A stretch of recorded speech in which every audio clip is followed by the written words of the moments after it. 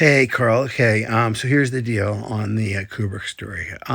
Basically, as a filmmaker, I've always been fascinated by the hybrid genre of documentary and fiction being blended.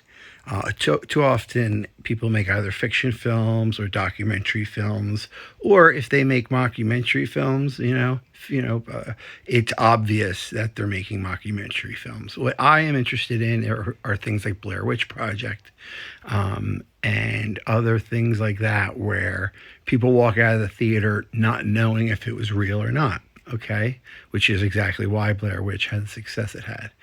Okay, so with that in mind, I knew all about the wide conspiracy theory that Kubrick had faked the moon landings. That was not something I invented, that was existing in the conspiracy circles. Okay, so I took the position that that was true, at least as a filmmaker. So what I did was I made a film that you watched. You said the first 40 minutes, called Shooting Stanley Kubrick, where I purported to interview him before his death, where he gave a deathbed confession about actually doing it. And here's what's funny about it, and then I'll tell you the truth about it. I released the first 40 minutes to a single website on the internet, a single website on the internet. And I was worried that people wouldn't even believe that it was Kubrick. I thought people would get 5 minutes in and turn it off because they didn't believe it was Kubrick. So I was kind of testing the waters by sharing this with this one specific conspiracy website message board. Okay, so that was at 10 o'clock one night in December 2015. The next morning, by 8 o'clock the next morning, I had 18 international press reporters calling me. And this is what was really startling. I found that the entire movie that I had made was transcribed perfectly onto paper, every line of the movie. Okay? Now, I ask you this: who has the resources in a single night to transcribe an entire movie perfectly, word for word?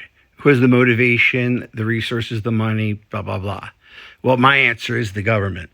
So, as a side note, I'd say that upon releasing this film, it got to the NSA, the FBI, the CIA, whatever, and to the extent that they did fake the moon landing, to the extent that Kubrick was involved, which is entirely possible.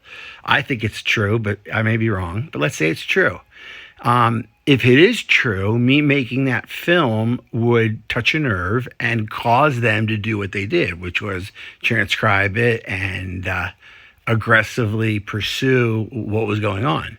So I had all of this heat come on me about it, people wanting to interview me and whatnot. And the vibe, that if you read all the articles that came out right away, was that it was entirely true, that I had interviewed Kubrick and he admitted that he had done this, and that was the truth. And so here I am, I made this thing for $8 in my, in my basement. And the truth is that it absolutely isn't Kubrick. It is an actor playing Kubrick. Which is why when, and this is the other aspect, after this had happened, you had so many people going through all of my material online. And I ask again, who has the time, resources, and energy to do that, to look at every fucking, piece of outtakes I have? Who would do that? I mean, that would take hundreds of people to go through all that. I have probably 20,000 clips on YouTube between all my accounts. They went through everything. And I put my outtakes out there because I had nothing to hide. Why? Because I wasn't trying to fool anybody. I was trying to, actually, no, that's not true. I was trying to fool people for 90 minutes. Like any mockumentary filmmaker, I was trying to fool them for 90 minutes. And then they walk out and then they see the credits and then they know it's fake. And then they say, "Oh my God, I totally believe that, and that's clever." And that was my that was my intent, was to make a really good mockumentary that was so convincing that people wondered if it was true or not. And so, what was amazing about the reaction was that people called me a fraud. That I mean, the words they used as if I was trying to literally create a fraud without admitting it. And it was the opposite. It was, my joke was, people, it's called fiction. Fiction is when filmmakers lie about the truth. That's called fiction. And I made a fiction film where I lied and said this guy's Kubrick, and I made it in the form of a doc, and I made it so you'd believe it because that is what you must do. You must suspend disbelief to make it work. That's why Blair Witch works. That's why some other mockumentaries work that have been successful in the past. So therefore, my point is, I feel, I'll be honest, I feel like I did something brilliant by making a movie that people believed. I feel proud that Kubrick's widow made a statement about it the next day, which she had never made a statement ever before, that said, "My husband never met T. Patrick Murray." I'm proud that the reaction I got. I'm disappointed that I was called a fraud and people didn't get what I was doing, which was trying to be clever and make a mockumentary that, was convincing. I'm proud that I found an actor that looked enough like him that, really that pulled it off. And I think the movie is convincing. If you have no other information about it, I think it looks convincing.